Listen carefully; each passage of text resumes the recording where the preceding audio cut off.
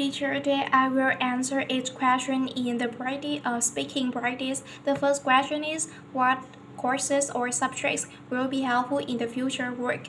I do believe that in the era of globalization, English language will be an essential becomes an essential subject in our daily life. Because in this era, every country will connect it with each other to exchange goods, materials, machines, and necessities, medical, and they also support each other about some field like economy or and medical and some fields and that's the reason why if you know or if you know at least one another language, it's really helpful for you to earn a well-paid job in the future and can afford some materials which were written in English. The question 3 is what do students do after school in your country? Well, it depends on the situation of each student. With some rich students, they will take an extra class with their own teachers or private tutors. But with some students, their whose household or families have low or average incomes, they will attend some class with at least 30 students to divide the tuition, which is cheaper and more reasonable. And some students they also can through some YouTube video or some website on the internet, and with some self-study student they will stay at home with a huge materials and study by themselves. The question 3 is can the student in your country choose their favorite subjects?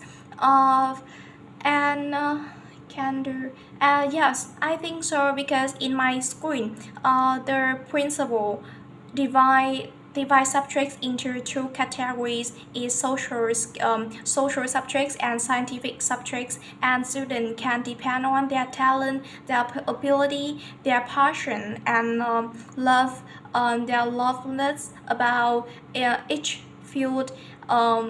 About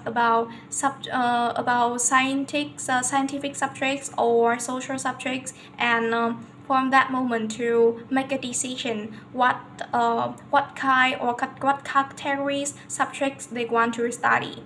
um, Question 4 is do you think students should choose subjects they like? Of course, I think so, because if students have a chance or opportunity to determine or electing what subjects they really need and really like, it will create or generate motivation for them to study these subjects, and it will help them to pay more attention to these subjects, as well as take notice of this subject. From that moment, they will get the high flying colors in these subjects, and it also helps students to avoid the risk of under pressure, because instead of studying 13 mandatory subjects, they just learn at least 3 subjects they love. And the next question is what courses or subjects do you think will be added in your high school? I do believe that the Ministry of Education and Training will add some subjects which relate about social skill and soft skill, because in the era of 4.0, is real to become a global citizen. It's really important for students to learn the way to deal with difficulties in their life. Now find the solution of some issues or some problems, or deal with challenges and obstacles in the life. Therefore, if students add skill life skill subjects. It will help them to have a chance to experience and have enough skill to become a global citizen.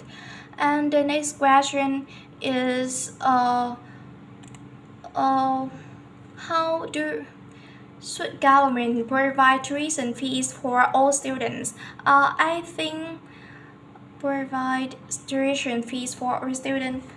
Um, yeah, I think government should provide tuition fees for all students because they have some students they come from in poor family and their family situation is not really good, and but they really outstanding, they really intelligent, really pregnant, so that they don't have a chance to have a higher education. So and that's the reason why government should help them have some scholarship for them to have a chance to come into the university.